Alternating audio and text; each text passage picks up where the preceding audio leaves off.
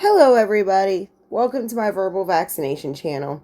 In this channel, we're doing something a little different. We are going to talk more about, you see, there's lots of happening in present times all over the world, right?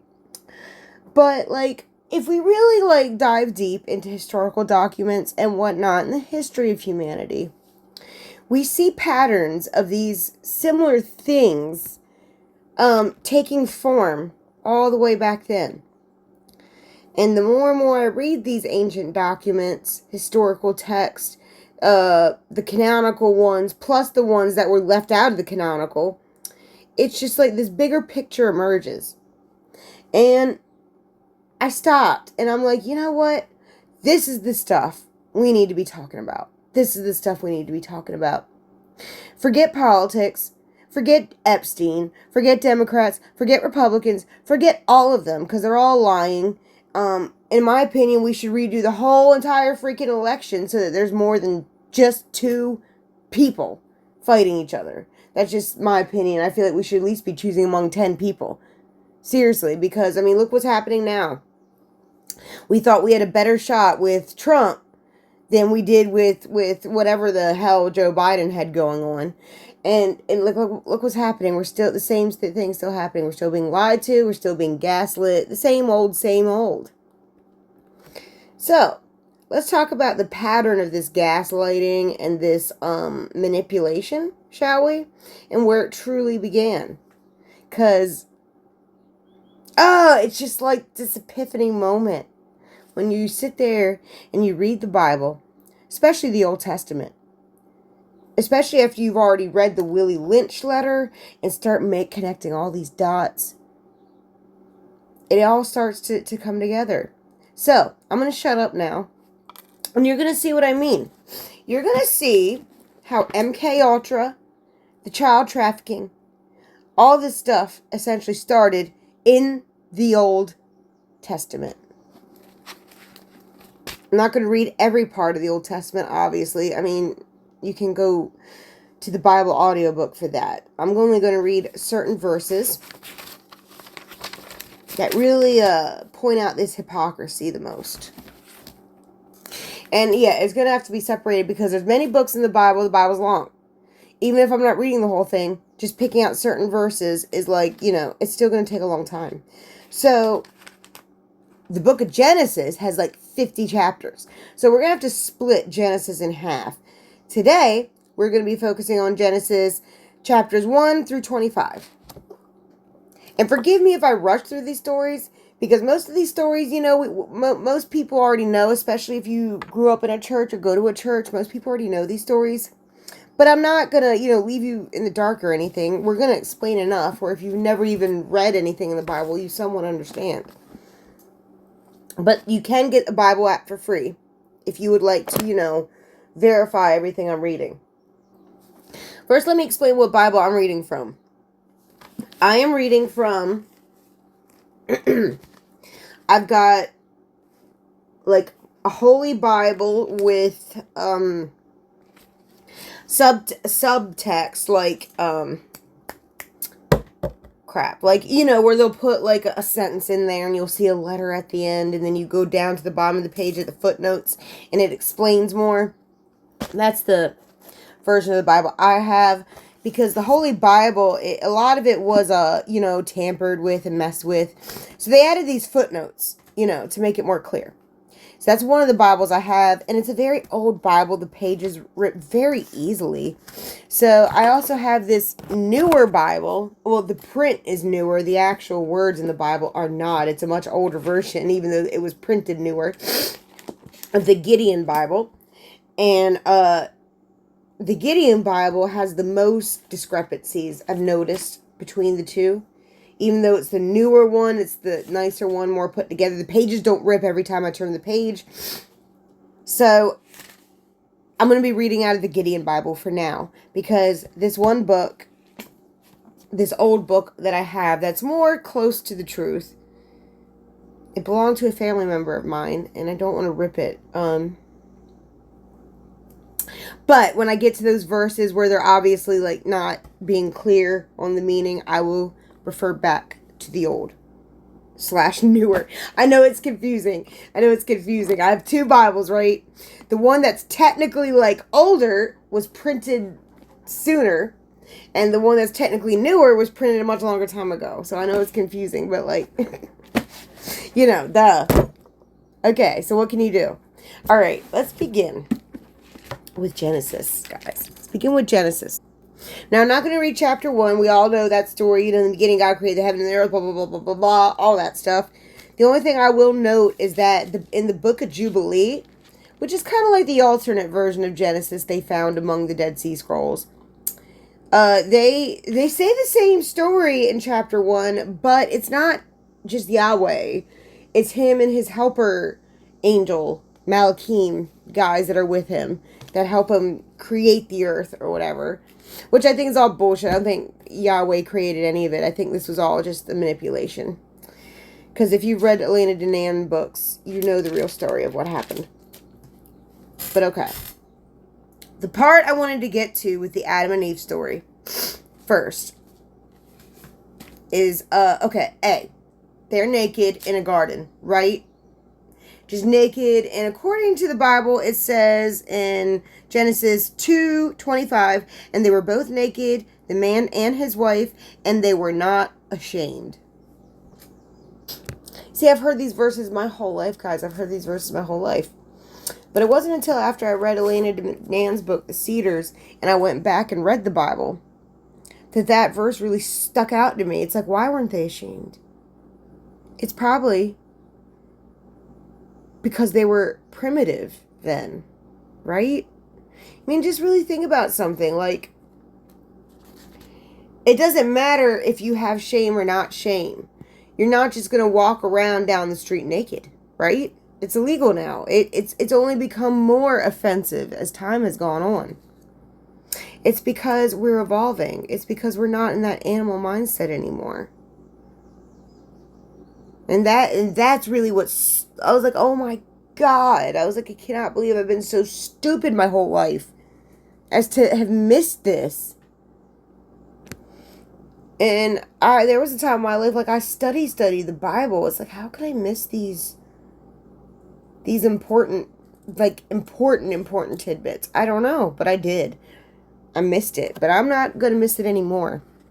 Let's continue. When we get to, chapter 3, they talk about the serpent and all. There's something else I find interesting about that. And that's when, Yahweh finds them, right? And then gets all mad. He gets mad at Adam and Eve. It's like, as soon as he saw that they were hiding, he knew that they ate from the tree. Oh, yeah, and there was 2 trees, by the way. There was the tree of life and then the tree of knowledge. They ate from the tree of knowledge. And he gets rid of them out of the Garden of Eden before they can eat from the second tree, which would have been the tree of life. That's another tidbit that's clearly in here that a lot of people have, I don't know, maybe some have noticed. I never noticed it, but yeah, there are definitely 2 trees. Let me find the verse. Hold on a minute. All right, here we go. It's Genesis 3, verse 22. And the Lord said, behold, this is after Adam ate from the tree of knowledge. The Lord said, behold, the man has become as one of us, to know good and evil. And now, lest he put forth his hand, and take also of the tree of life and eat, and live forever. Basically, you want to get them out of there before you could eat from the tree of life, and live forever. Because there was 2 trees in the garden. One was the tree of knowledge, where you learn about good and evil. And then there was the other tree, the tree of life. They were both in the garden. You want to get them out of there before they get from the tree of life. Which he did. Drove them out. Wait a minute. Okay, see, look, I just saw something else. Verse 24. So he drove out the man. Like, what? Why is he just saying the man? Where's Eve? Let me look at this other scripture. See what they say. Okay. And he drove out the man and placed at the east of the Garden of Eden. So, that's weird. I'm not saying that he didn't drive Eve out too. I'm just saying they don't specify that in either of these versions I have. That's interesting. Okay, but anyway, so you get it. He wants to get them out of there, before they can get from the tree of life. But before that happens, there's something interesting he says to the snake. Specifically, because he tells Eve, I'm going to multiply your pain, you'll be in pain, and your husband will rule over you. And then he tells Adam, you'll always eat your food out of the sweat of your face, and you'll have to work forever for everything you have. And he's just really giving it to him. But he also has something to say to the snake too. He has something to say to the snake, who, it's like, why does the snake seem to know more than the humans do, is my first question. Maybe it's not a snake. But anyway, but the Bible calls it a snake. Okay. And the Lord God said unto the serpent, because you have done this, thou art cursed above all cattle, and above every beast of the field. Upon thy belly shalt thou go, and dust shalt thou eat all the days of thy life. And I will put enmity. Enmity. There we go. Got it. I said it. Woo! Enmity between thee and the woman, between you and her seed. Her seed shall bruise your head, and you shall bruise man's heel. You hear that? Look, listen. I will put enmity between you and the woman, not the man, between the woman, your seed and her seed. Now that is very interesting because, and normally in these contexts, they usually only like to point out the men and stuff. But here specifically, he wanted to get the snake or the serpent where it hurt the most. Why was the serpent so concerned about Eve? Isn't that interesting? Not just that. Eve was the one the serpent approached to begin with, when the serpent could have easily approached Adam. It could have easily approached Adam, but it didn't. It chose to go to Eve. Then, after Eve ate, then she went to Adam. And so Yahweh apparently sees there's some kind of bond between if it is a serpent, it's probably just another ET, and Eve. There's some kind of bond. Because Yahweh knew this would hurt the serpent, or the ET, by saying that. I'm going to put fighting between your seed and her seed. Now, a lot of people could say, well, that's just the way people feel about snakes. But no, I don't believe for a minute that this was a real snake. No, I think that's just what Yahweh wants to call him because he doesn't like him. That's just my opinion, though. I'm allowed to have an opinion about the Bible. Everyone else can have their opinion about the Bible. Why can't I? Okay, let's move on. We all know the story about Cain and Abel. I think. Here, I'll break it down real quick. Adam and Eve have two sons, Cain, Abel, right? Cain, excuse me. Cain, right? He was a gardener. He did with the veggies and the herbs and the plants and whatnot. And Abel was the one who took care of the cattle and the livestock and the meats and whatnot. Well, them two came to offer their offerings to Yahweh, right? Well, Cain brought what he had, which was the fruits and produces of his gardens and such. And Abel comes and brings, lambs and stuff to eat and whatnot. And Yahweh, being the carnivorous being he is, prefers the meat. And then makes it sound like Cain get jealous. Maybe he does. Maybe he made him jealous on purpose. Who knows? And then, Cain kills Abel. Then Cain is cursed, but yet no one can take revenge on him. It's a little weird. It's a little confusing. It's he curses him, and then at the same time it's but no one's allowed to hurt him. I'm going to put a mark on him, so that way you can't touch him. But he's still cursed. Okay. Confusing a bit. Maybe he deserved it. If he actually murdered his brother, he totally deserved it. So, I don't want to sit here and defend Cain or anything. Then it gets into a little bit of the bloodlines, from Adam to Noah, basically. Because, after the Cain and Abel story, Adam and Eve have another son named Seth. But they have way more children than that, though. I mean, like, in the Book of Jubilee, it says they had, like, 15 kids or something like that. I can't remember the exact number, but it was a lot more than just the 3 of them. They had daughters, they had more sons, etc., etc. I mean, well, of course they did. Like, I mean, like, even if you actually believe every word the Bible says, they would have had to have more kids. Unless, like, Seth made love to his mom. People are gross. Anyway, so lots of bloodlines. It briefly mentions Enoch, and, there's the book of Enoch, which I will read at a certain point.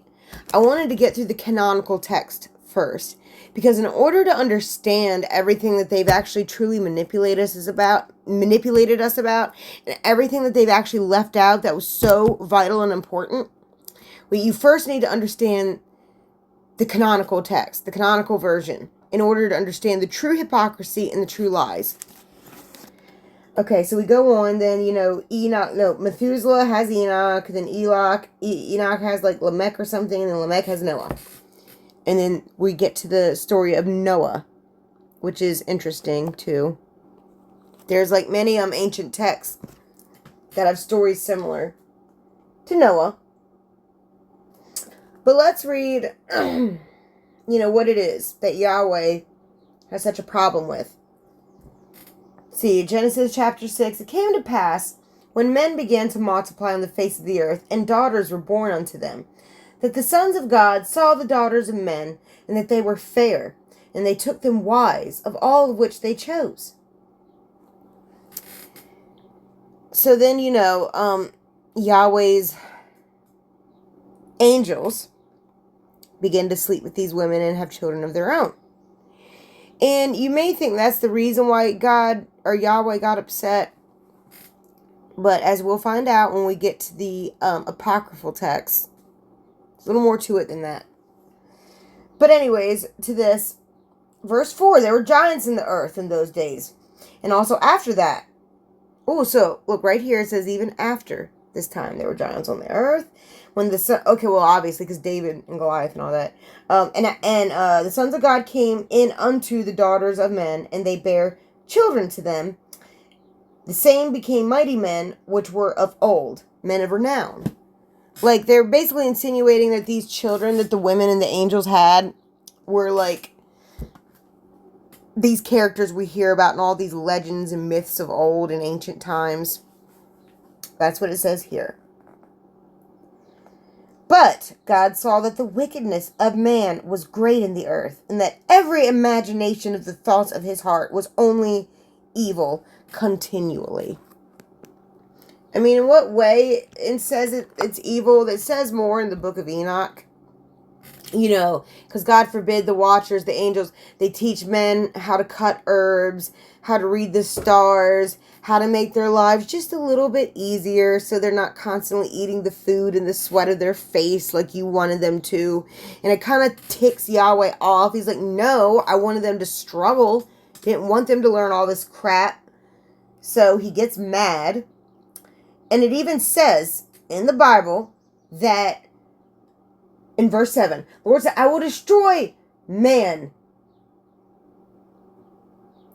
Oh crap, sorry. I almost lost my place. I will destroy man, whom I have created from the face of the earth, both man and beast, and the creeping thing, and the fowls of the air, for it repenteth me that I have made them.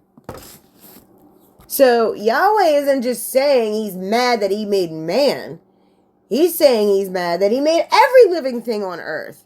Even the ones whose thoughts weren't evil continually all the time. Like the birds and the cows and such. Like, he's just mad at everything that's alive. Everything that breathes, everything that moves, everything that respirates on this earth, he was mad at. He was mad. He didn't like it. He didn't like it.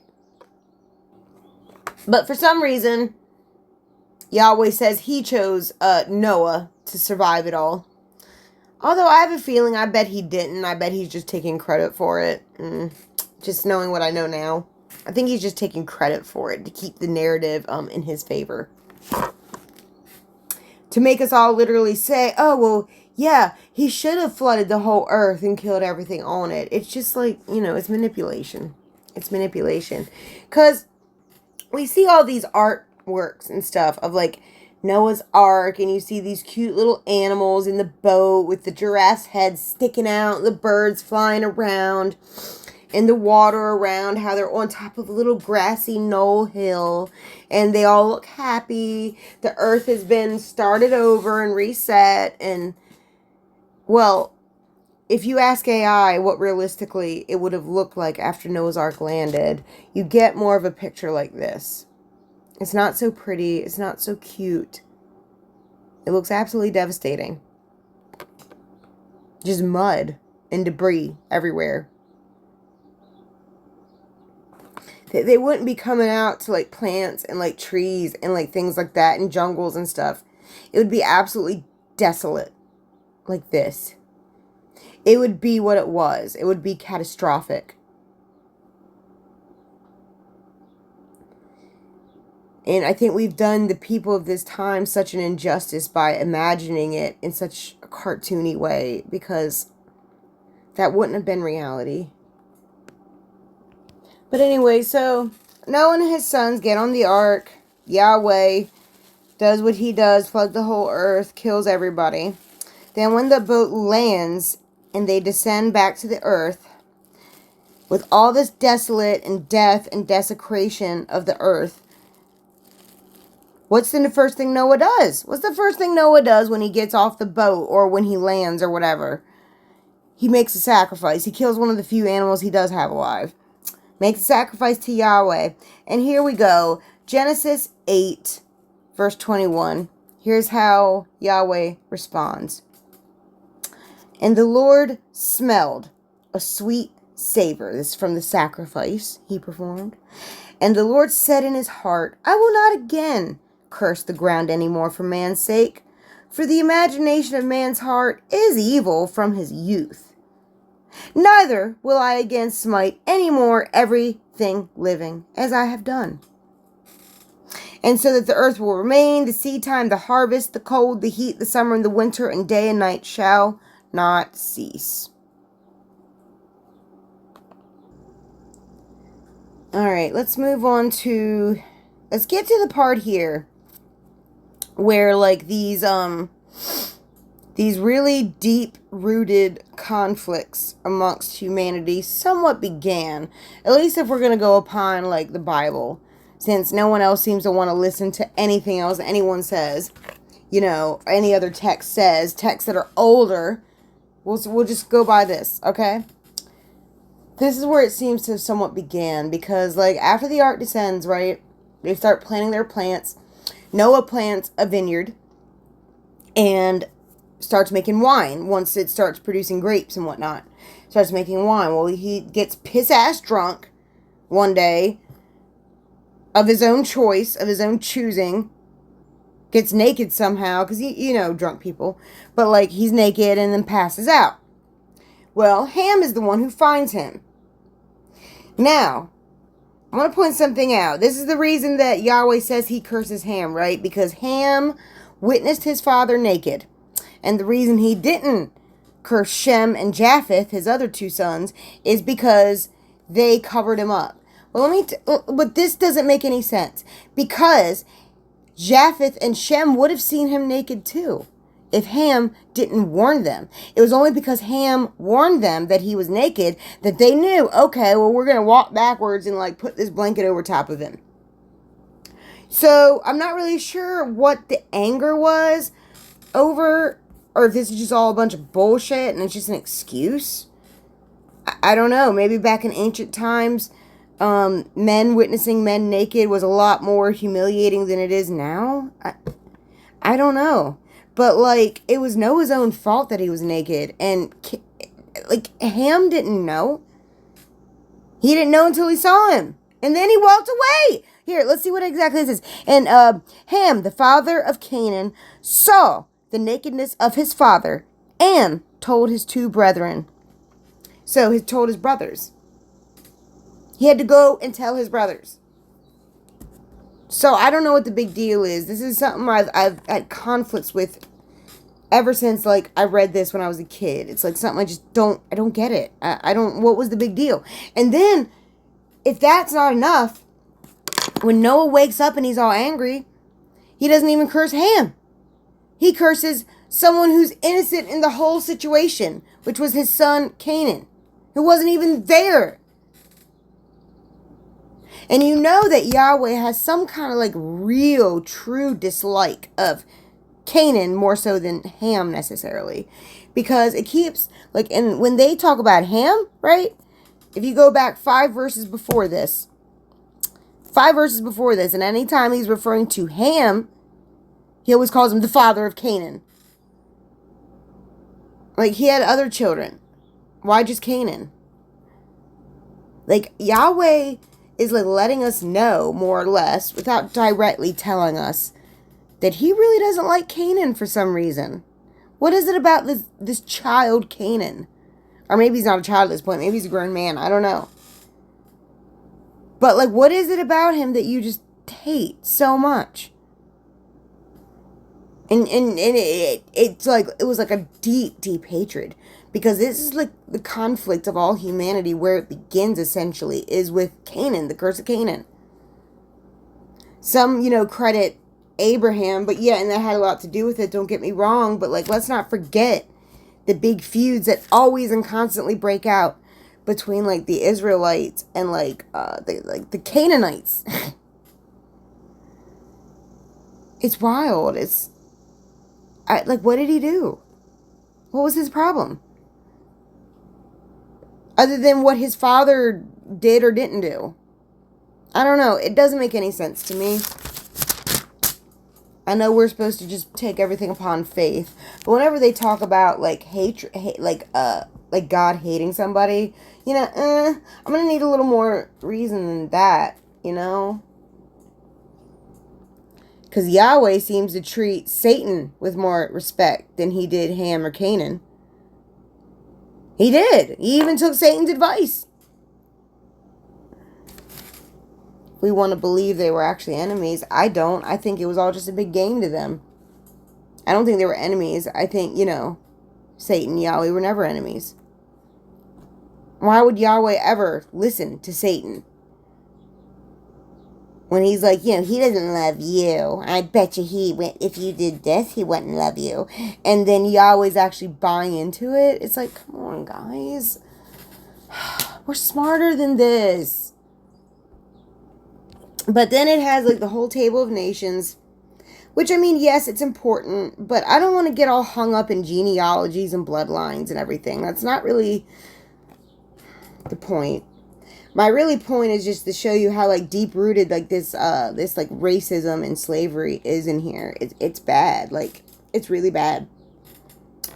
Okay, then you get to the Tower of Babel. Get to the Tower of Babel in the land of Shinar, and the whole earth was of one language and one speech. And then they decided to build up a tower whose top may reach unto heaven, and let us make a name, lest we be scattered abroad upon the face of the whole earth. So then Yahweh comes down to see the titty. Sorry. That was a bad slip up. My bad. And the Lord came down to see the city and the tower which the children of men had built. And the Lord said, behold, the people is one, and they all have one language, and this they begin to do. Now nothing will be restrained from them, which they have imagined to do. Let me read in the other Bible, because this is just a mess, the Gideon version. It's like Old English, so it's a little hard to understand. Okay, so it's Genesis 11, verse 5 to 6. And the Lord came down to see the city and the tower which the sons of men had built. And the Lord said, behold, they are one people, and they all have one language. And this is only the beginning of what they will do. And nothing that they propose to do will now be impossible for them. Come, we need to take it. So, like, you hear this, right? Like, it's not about the tower. as much as it is about them uniting and being able to do anything. Do you hear Yahweh telling on himself like this? Let me read it again. And the Lord came down to see the city and the tower which the sons of men had built. And the Lord said, Behold, they are one people. That's the first thing he said, the first thing he noticed. They are one people. They all have one language. And this is only the beginning of what they will do.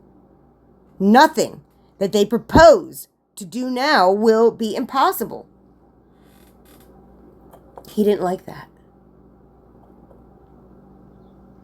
So, as you can see, it's exactly what the deep state does today, to this day, to constantly divide us. Like, this is why, like,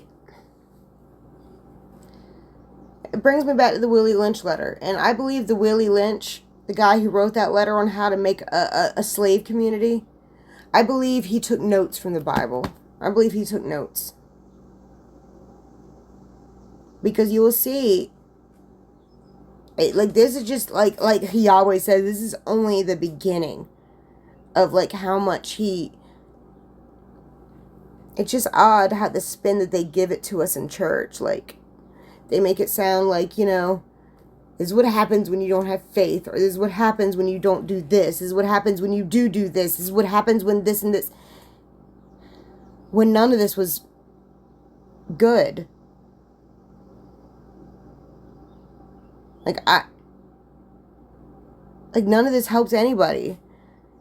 You'd be hard-pressed to find one good thing Yahweh ever does for these people. And a lot of people say, well, he freed them from Egypt. Well, let's see. What, did he do them a favor? Did he? Did he do them a favor? Did Egypt keep giving them, like, disease and make them starve and make them die of dehydration and make them do all this stuff and fight and kill and genocide other nations? Did Egypt really do all that? I'm getting off in the trails here. We'll get to that. Don't worry, we'll get to that.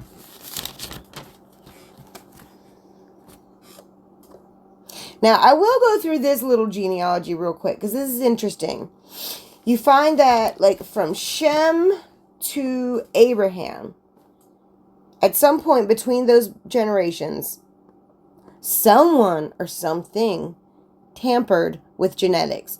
Because earlier, Yahweh did say that his spirit wouldn't suffer with men, and that they would stop living so long, to like 1,000 years, because it was like, he said, I'm going to shorten their lifespans to 120 years. That's what he said, and he does in this generation. Okay, so let's start with Shem. When Shem was 100 years old, he became the father of Arpachshad.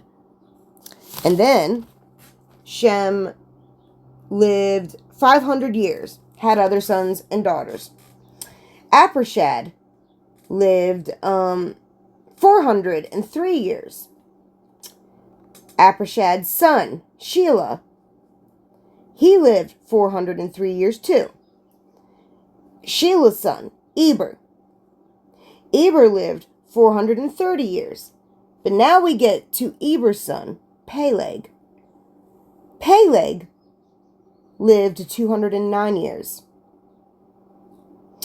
Peleg has a son named Reu. Reu lived 207 years. Reu has a son named Nahor, who lives 200 years. And then Nahor had Terah, who was Abraham's father. So as you can see, it was between Shem and Abraham. He started tampering with genetics, shortening their bloodlines, their lifespans and whatnot. So, you know, kept that promise at least. Not that it was a good one. But anyways, okay. So then, after all those bloodlines, we finally get to Abraham himself. And thus begins the horrible pattern of sex trafficking that unfolds. among the Israelites. And not just them, all the other nations too. And I'm sure it went on before this, but this is the first in the Bible that we're hearing of it. Now, Abraham's story is fascinating, though, because originally he lived in Ur.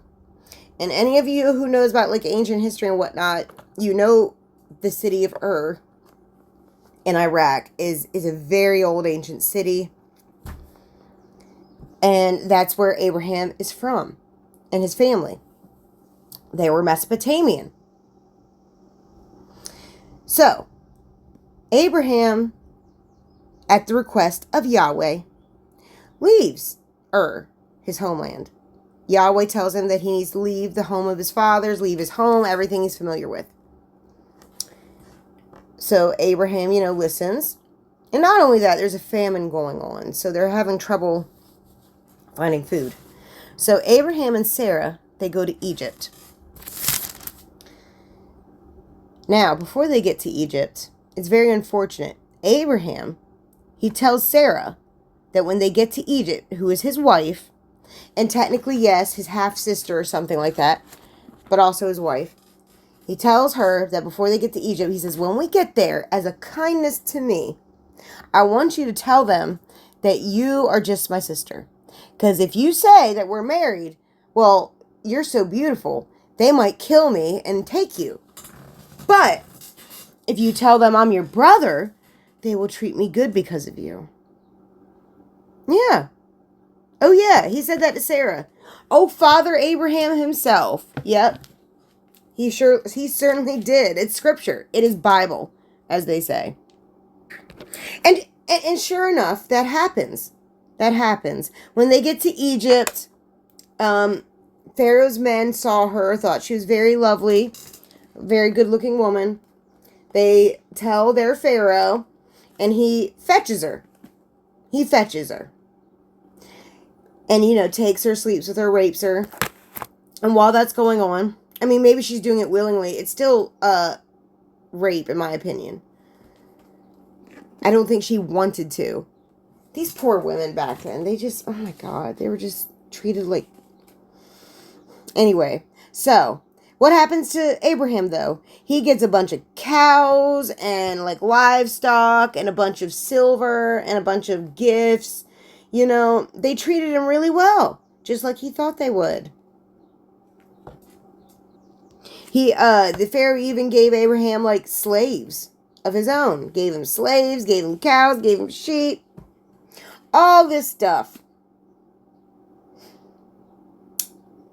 But, well, Yahweh, I don't know why he waited, like why he didn't just tell Abraham, yo, don't do that.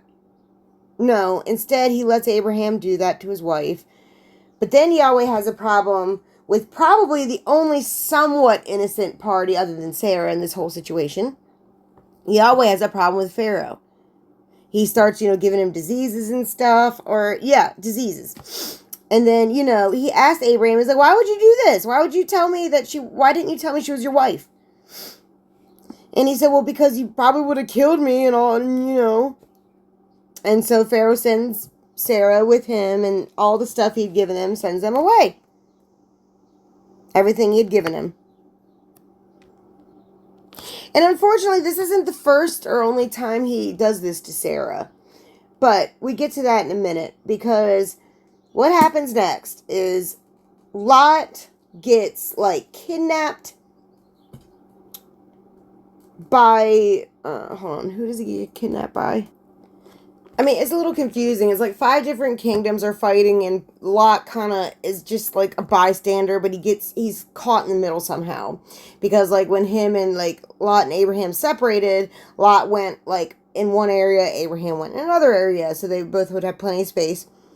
Well, amongst these kings and these kingdoms battling, Lot, gets hung up and gets kidnapped. Well, Abraham hears about it, and Abraham, being rich, probably because of Pharaoh, arms, like, his trained slaves and things like that. And then he goes and fetches, fights and fetches Lot. Well, I guess the king of Sodom must have been fighting on Abraham's side, because he approaches Abraham. And he tries, give Abraham stuff and, to thank him and all that. And Abraham, tells him, he's like, no, Yahweh said I wouldn't take a thing for you unless you said that you made me rich. So, that was a little weird, especially considering he didn't mind, taking for, but whatever. Anyways, I'm gonna let that go for the moment, because it comes back up again. So, now, we get to the point where this seems to be, the first time, I think, either Yahweh or one of Yahweh's angels approaches Abraham. Because the first thing he says is, fear not, I am thy shield and thy exceeding great reward. So, it's either Yahweh or one of his angels.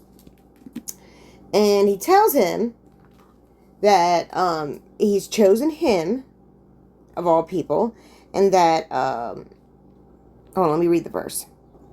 He takes him outside, and he tells him to look up at the sky, and he says that if you can number the stars, then you can number your descendants. Basically saying that you would have as many descendants as the stars in the sky.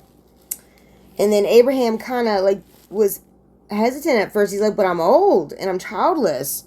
He's like, I'm supposed to be given, the inheritance to one of my slaves.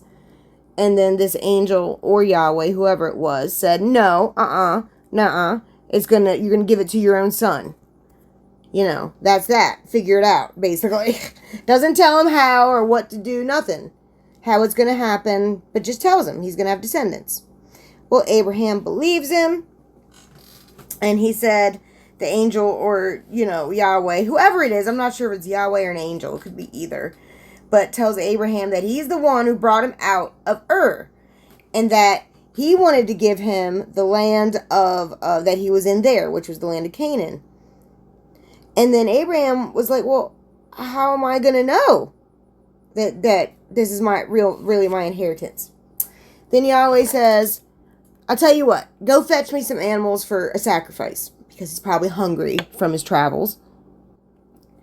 But then Abraham makes his sacrifice and everything, and he keeps the birds away from the food and all that. But then he falls into a sleep and has, quote, in Genesis 15:12, when the sun was going down, a deep sleep fell upon Abram, and lo, a horror of great darkness fell upon him. Does that sound like anything good or any entity that's good? A horror of great darkness falling upon him? That sounds scary. And he said unto Abraham, know for sure that your seed will be a stranger in a land that's not theirs, and will serve that land, and that land will afflict them for 400 years. And also that nation whom they will serve, I'll judge them for it. And afterwards they will come out with great substance. And you shall go to your fathers in peace, and you'll be buried in a good old age.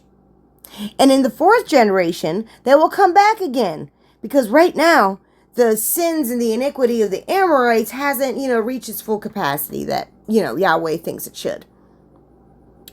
So, Abraham listens and, believes it. And then Yahweh says, I'm going to give you this land of these people, of the following people: the Kenites, the Kenizzites, the Cadmonites, the Hittites, the Perizzites, the Rephaims, the Amorites, the Canaanites, the Girgashites, and the Jebusites. All their land is going to be yours and your descendants, even though these groups of people had already established it. So you can see, have I, made any points to you all yet so far? You can see where I'm going with this. This has been, we have been groomed for this since the time of Abraham, to fight and be at war constantly. And he was very clever about it. Very clever about it. Because, the angel doesn't tell Abraham how or why he's supposed to have all these children. And so he's just trying to figure it out. Because Sarah was like, well, I'm not going to have any more kids. She says, to fulfill all of this, I'm going to give you my slave woman. You need to have children with her, Hagar. So that way, the word of the Lord and all will be fulfilled. So, Abraham took Hagar, and Hagar had a baby, Ishmael. And big surprise, Sarah starts to get a little jealous of Hagar, especially with her and her son, and then treats her unwell, starts treating her pretty bad. It's like these feuds seem to start it's like these poor women. It's like they're both like in a box, but they're fighting with each other instead of working together. And I think that's how Yahweh wanted it to be. I think that's why he did it this way. But anyways, so yeah, then Hagar, gets beaten by Sarah, and then her and Ishmael run away. Well, then an angel of Yahweh meets Hagar in the desert and says, go back, you'll be fine, because your kid will have a bunch of nations too. Like secretly to Hagar, without Sarah and Abraham knowing, tells her that your son is going to inherit all this and this and this and this. And that, but unfortunately, he does tell Hagar that no one will like your son or his descendants. No one will like him. He'll constantly be at war. And all, it doesn't really seem like the greatest of news, but apparently Hagar takes it as good news because she goes back. Of course, she probably didn't have a choice. If she, refused to go back, that angel probably would have killed her. I don't know. I'm just guessing. But okay. So, we get to chapter 17. And here's where we find out about the covenant. This big covenant that Yahweh makes with Abraham. He basically tells Abraham, you and your descendants gotta tag yourselves like cattle and circumcise yourself. That way, there's a clearly physical difference between you and the people who don't serve me. Which it's a little strange way to tag somebody. To be honest, I mean, it's kind of, I don't really want to get into the topic at all, but it's kind of weird considering, because I think, a lot of people are circumcised today, right? A lot of people. I don't know. I'm not a guy, so I don't know. I'm not circumcised, obviously, but I don't know. It's just a weird covenant. It's like he's marking them like cattle.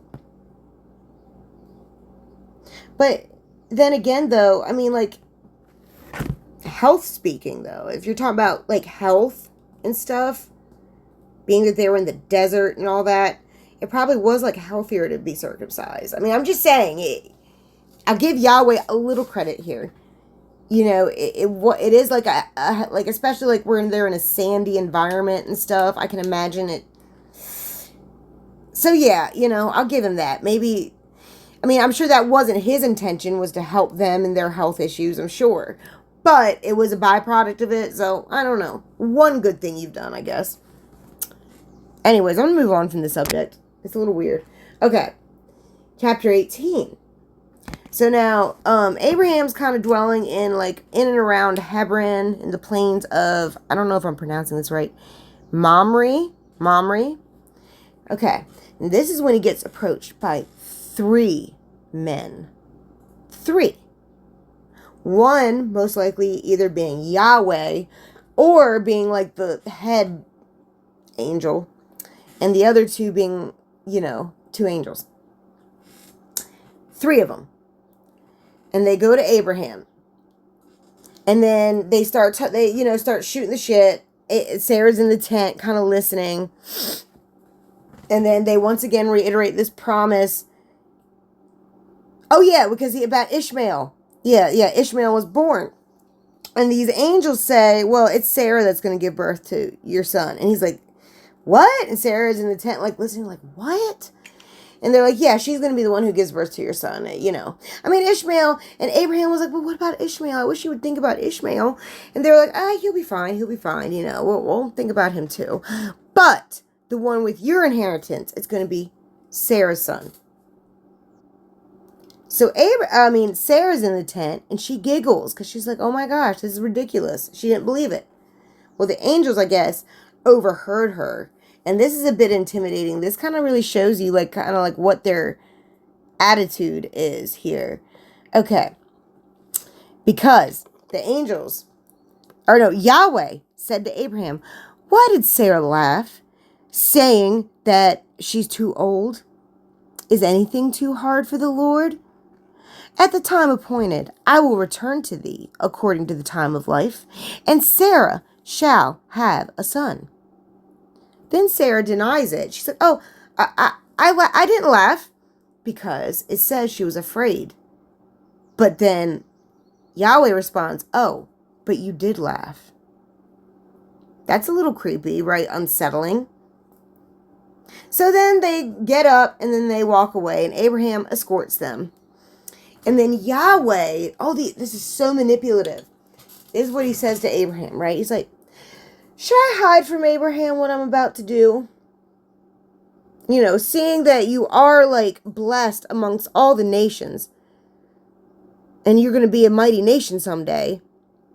And I know that he will command his children and his household that they should, follow my rules and commandments. So I'm sure it won't be a problem.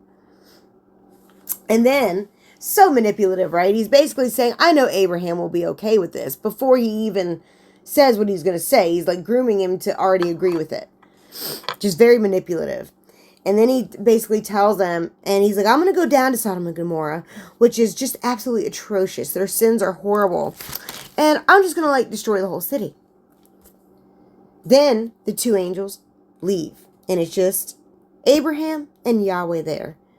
And naturally, I think Abraham's a little shocked. I think this is the first ever he's heard of Yahweh slaughtering a whole city. So then Abraham proceeds to negotiate with Yahweh. He's like, well, wait a minute. What if you find 40 people there who are good? Will you spare the city for the sake of them? And Yahweh's like, yeah, I guess. Then Abraham's like, okay, well, just implore me. Just hear me out. And he goes on and kind of barters till he gets all the way down to 10. He's like, what about 10 people? What if there's only 10 people? Surely you'll spare the city for the sake of 10 good people, right? And I was like, okay, fine, whatever. If there's 10 good people, yeah, I'll spare. But here's the thing. Because I think Yahweh was lying to Abraham this whole negotiation and barter. Because the two angels had already left. They had already left to go to Sodom and Gomorrah. They had already had their commands.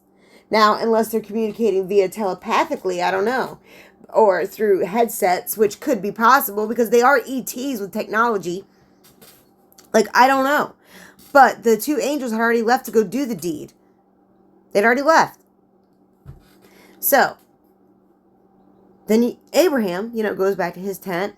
The two angels go to Sodom and Gomorrah. They go straight to Lot's house. They go straight to Lot's house. They don't see or talk to anybody else. I mean, other people see them go into Lot's house. Because then, the angry citizens, they come and knock on the door and demand that the two visitors come out. Now, we always assume that they wanted to have sex with these visitors, right? Which is kind of like a mirror of another story later. But it doesn't necessarily say that. The men who came knocking on the door, this is what they say. They said, where are the men which came into your house this night?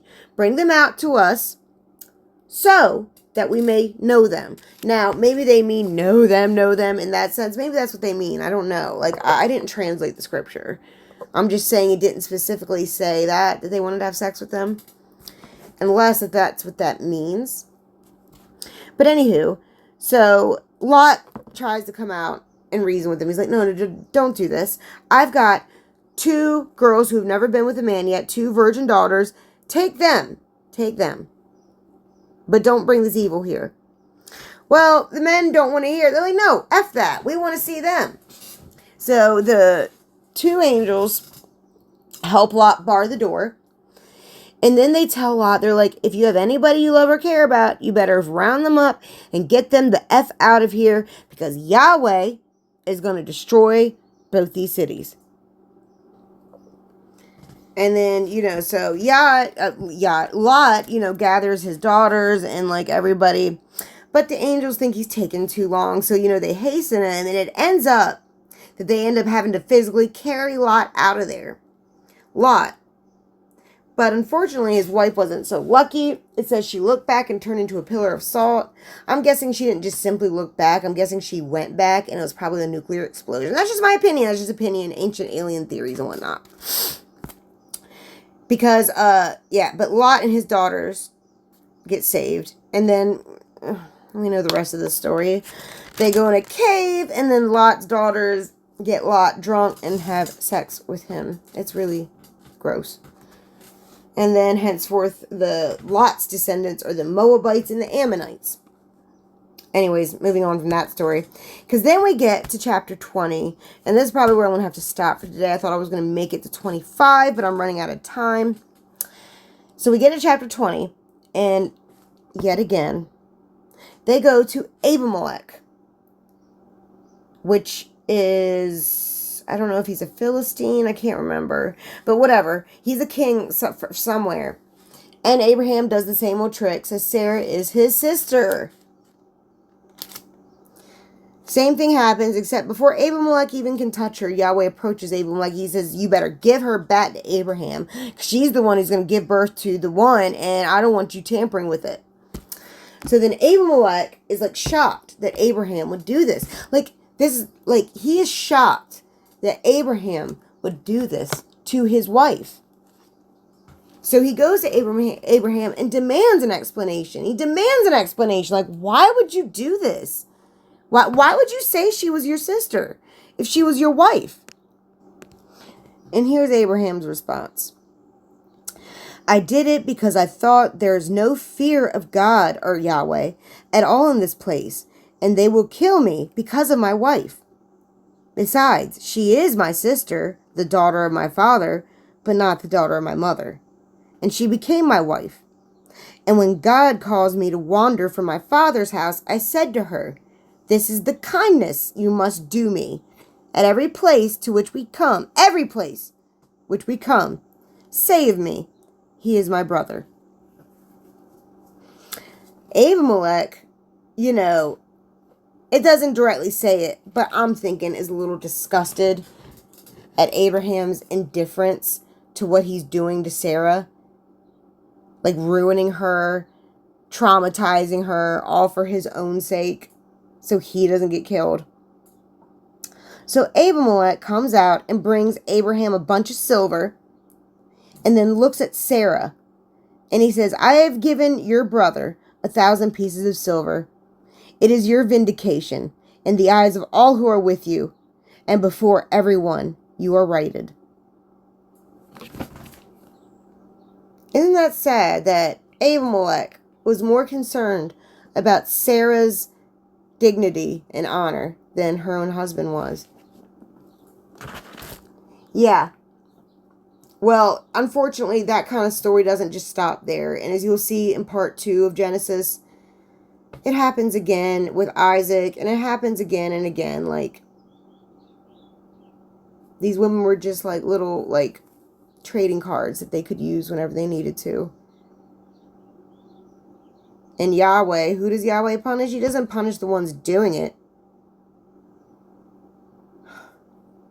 Most of all, it's the women who get punished. It's Sarah who got punished more than anybody. She had to do it. Abraham didn't have to do that. Didn't have to sleep with some stranger. Multiple strangers, it sounds like. Well, I agree with Abimelech. It was disgusting, and she deserves better. She deserved better. Hagar deserved better. All the women in the Bible deserved way better. But that's just my opinion. Come back for part 2 and we'll get into it because, oh my God, it just gets worse and worse and worse. We just slowly decline down the hill of genocide, racism, debauchery, slavery, oppression. It just gets way worse. So stay tuned.